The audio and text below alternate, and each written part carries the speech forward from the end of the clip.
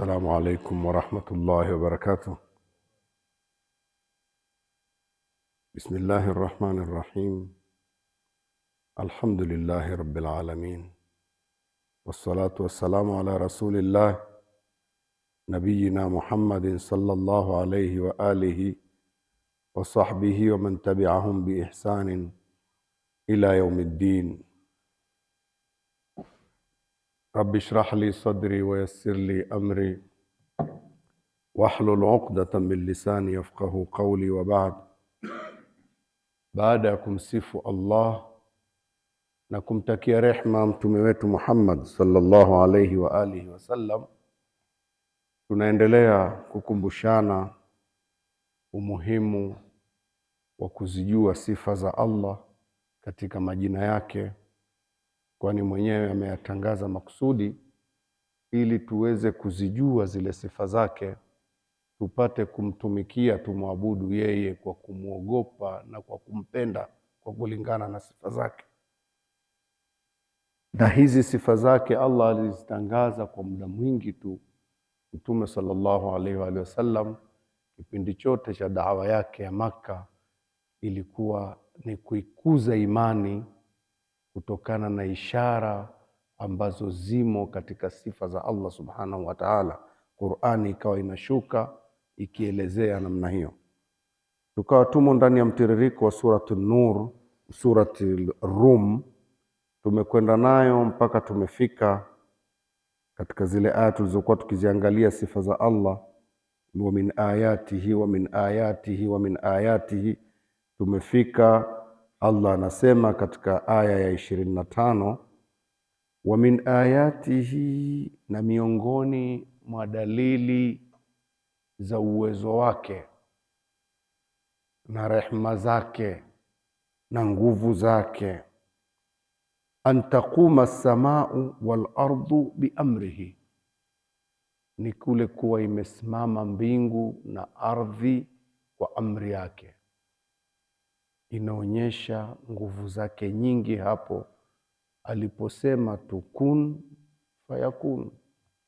Mbingu jengo kubwa mno, pana mno, lenye nafasi kubwa ambayo hatujaweza kufikia kila tulivyo na vifaa vingi vya dunia. Kila watu wakiongeza vitu vya kutizamia mbali, ndio kwanza wanaona kumbe tulikuwa hatujui mambo mengi. Uwezo huo mkubwa Allah ameuthibitisha, tunauona. Mbingu tunaambiwa ni 7. Sisi tuko katikati, hata moja hatujaifikia kwa kipindi chote hicho ambacho watu wanakagua. Na ukifikia ya kwanza halafu upate space nyingine kama hii tulionayo, ndio ufike ya pili. Halafu kuwe kuna nafasi tena kama hili tulionayo, ufike ya 3. Hivyo hivyo hivyo mpaka ufike ya 7. Na vyote hivyo Allah anasema kwa dalili za uwezo wake zimesimama hizo.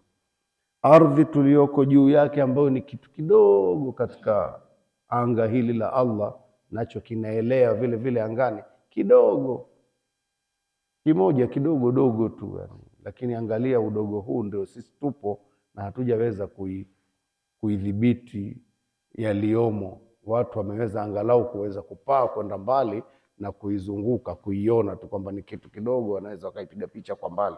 Lakini tuko juu yake, kila siku kuna mambo mapya ambayo yanaonekana. Allah anazungumza katika dalili za uwezo wake ni kuwa hivi vitu vimesimama kwa uwezo wake yeye, kusema tu kuwa vikawa. Thumma, kisha, idha da'akum da'watan, pindi utakapokuiteni mwito, minal ardhi, kutoka katika ardhi, idha antum takhrujuna, sio mwito kutoka katika ardhi, bimaana minal ardhi antum takhrujun. Pindi mwito utakapokuiteni, mara tu nyinyi mtatoka katika ardhi. Mtakuwa bimaana minha khalaqnakum wa fiha nu'idukum wa minha nukhrijukum taratan ukhra.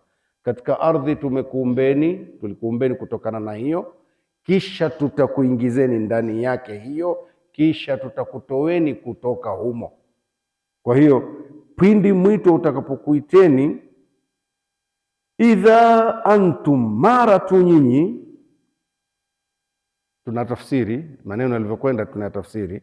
Kuna minal ardhi, mtakapo kutoka katika ardhi. Idha antum takhrujuna, mara tu nyinyi mtatoka. Mtatoka kutoka kwenye nini? Mtatoka kutoka wapi? Ardhini. Ndio maana ya maneno, kuna wakati anatangulizwa au kuna wakati anacheleweshwa. Mwito utakapokuiteni nyinyi kutoka katika ardhi, mtatoka.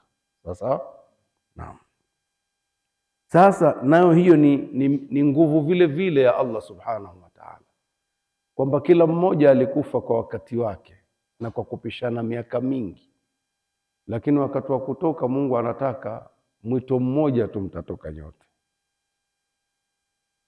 Hakukuwa kufa kwenu na kufufuliwa kwenu illa kanafsin wahida, ndivyo Allah anasema. Kufa kwenu na kutolewa kwenu katika ardhi ni kama nafsi moja tu, na Allah mara nyingine hizi nafsi huziita moja vile vile tu, huita nafsi moja tu. Wa nafsin wama sawaha, na nafsi na yeye aliyeitengeneza hivi. Si nufusi chungu mzima hizi, lakini kwa kuwa sote ndivyo tulivyo na uumbaji wake ni kama kuumba moja, basi akaiita yote moja tu. Sawa, wote tutatoka mara moja. Walahu man fi samawati wal ardh, nguvu nyingine hiyo. Lahu ni vyake yeye, man kila yule ambaye fi samawati yuko katika mbingu, kila aliyoko mbinguni wa kwake, wal ardh, na kila aliyoko ardhini wa kwake. Manake kila kilichoko mbinguni na ardhini ni cha kwake. Kullun, kila kimoja, lahu, kwake yeye, qanitun, kinanyenyekea. Kila kimoja kinanyenyekea. Mbona kuna waasi humu hawanyenyekei ardhini? Utasemaje kuhusu hilo? Yaani Mungu amemwambia anyenyekee kwa khiari, akakataa, lakini bado yeye ananyenyekea kwa nguvu. Kuna unyenyekevu tau'an wa karha, sawa? Unyenyekevu imma wa nguvu na wa khiari. Imma utanyenyekea kwa khiari au utanyenyekea kwa nguvu.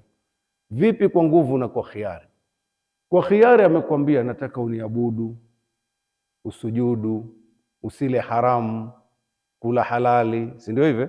Acha riba. Hiyo ni kwa khiari yako. Ami kwa khiari sitaki. Basi wewe utanyenyekea kwa nguvu, utakuwa wale wanaoabudu kwa nguvu tu. Naabudu vipi kwa nguvu? Kwa nguvu manake ile lazima uende chooni. Utakwenda uende? Utakwenda tu, hakuna namna. Lazima anapotaka ulie utalia. Utalia hulii? Utalia tu. Anapotaka uugue utaugua. Au unasema mimi siwezi kuugua, ni nguvu ya kwangu pia. Uwezi. Basi imma utatii kwa khiari, ufuate viumbe wengine ambavyo ni vyake Allah vimetii, au utatii kwa nguvu kwenye zile sehemu ambazo anakuonyesha, na lau kama ningetaka pia usujudu kwa nguvu ungesujudu. Hapo Mungu ndipo anapoonyesha uwezo wake kwamba nimekutaka unisujudie kwa khiari yako ili ufanane na vyote vinavyosujudu. Walahu yasjudu man fi samawati wal ardh, ndio iko hivyo. Vinamsujudia Allah vilivyoko mbinguni na ardhini, mpaka kivuli chako pia kinaonyesha sijida. Vipi? Kinatii amri. Jua limekwenda huku, kivuli huku, jua limekwenda huku, itakwenda huku, ndio hivyo, kuonyesha kwamba wako wanaomtii na wewe pia unatii kwa khiari mpaka kivuli. Sasa kwa nguvu hiyo. Sasa kwa nini na kwa khiari usifanane na wenzio? Ndio hiki Mungu anachokionyesha kwamba ningetaka wewe ungesujudu kwa nguvu, lakini nilikuwa ninataka nikuone unasujudu kwa kunipenda, nimekuamrisha. Utakubali hiyo? Mbona sijaelewa? Utasujudu kwa nguvu kama ningetaka. Viungo vyako vinashuhudia hivyo. Kweli. Basi tii kama wenzio. Yaani kana kwamba mtiririko wa viumbe wote unakwenda huku kama maji, ila wewe unafanya ushindani, unakwenda huku, maji yanakusukuma, unaminyana na asili, utapata tabu bure. Na kiumbe anapokuwa mkaidi huwa anapata tabu sana yeye, wakati wenzake wanakwenda vizuri, na huwa anatamani na yeye awabadilishe wengine wakati haiwezekani. Kama mtu anayetamani ushoga uenee dunia nzima, si anakuwa jua tu. Ulimwengu unakwenda vizuri, tena uko smooth kabisa. Yeye anataka kuleta mambo magumu na anataka watu wamsikilize. Alafu kwa nini hamtaki kututambua na sisi? Tuwatambue nini sasa? Mbona hamfanani na wenzenu nyinyi? Mnapingana na mkondo wa maji. Tuko vizuri eh?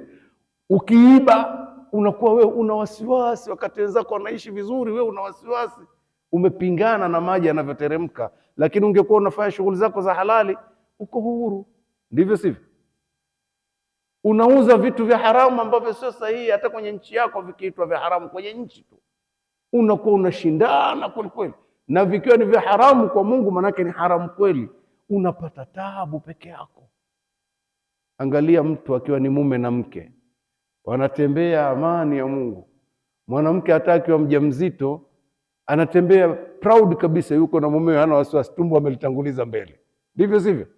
Lakini awe amemchukua binti wa mtu, alafu akutwe barabarani tena mjamzito, kitu gani kinachojitokeza hapo? Watafuta dunia ipasuke. Nini? Amepingana na mkondo wa maji, vyote vinakwenda huku, yeye anakwenda huku, atapata shida tu. Kwa hiyo Allah subhanahu wa ta'ala anatuonyesha dalili zake, anasema walahu, na ni vya kwake yeye, man fi samawati, vyote vilivyoko mbinguni, au wote walioko mbinguni na vyote, wal ardhi, na vilivyoko ardhini, kullu lahu qanitun, vyote vinanyenyekea kwake. Wa huwa alladhi yabda'u al-khalq, na yeye ndiye alianzisha maumbile mwanzo, alianzisha kuumba. Allah subhanahu wa ta'ala siku zote anaanzisha yeye kuumba kitu, anakiumba yeye, si ndio hivyo? Thumma yu'iduhu, kisha atakirudisha. Wa huwa ahwanu alayhi, na hilo la kurudisha jepesi sana. Kwa nini ameliita jepesi zaidi? Kwa sababu watu ndilo waliloliona gumu. Kwake Allah kuanzisha na kurudisha vyote sawa tu, kwa sababu ni kun fayakun. Ndivyo sivyo? Akisema kuwa kinakuwa, lakini akasema hilo la kurudisha mbona jepesi zaidi? Kwa nini amelisema jepesi zaidi? Kuzungumza na akili. Nyinyi mbona mmeona gumu kurudisha, wakati kama ingekuwa gumu basi ingekuwa kuanza. Kitu ulichokianzisha kwa asili ya akili zetu, si ndio kinakuwa kigumu kukitengeneza? Lakini ulichokitengeneza kukibomoa alafu kukirudisha, si tayari ni kitu unachokijua? Kwa Allah anasema hilo jepesi kweli kweli. Walahul mathalul a'la, na ni kwake yeye Allah mfano wa juu, fi samawati wal ardhi, mbinguni na ardhini. Kama unataka kupiga mifano yote unayotaka kuipiga, basi wa Mungu ni wa juu zaidi. Ikiwa kwenu mnaona kuanzisha ndio ngumu, kurudisha nyepesi, kwa Mungu mathalul a'la, mfano wa juu zaidi. Basi ndivyo sivyo? Yeye ni kun fayakun.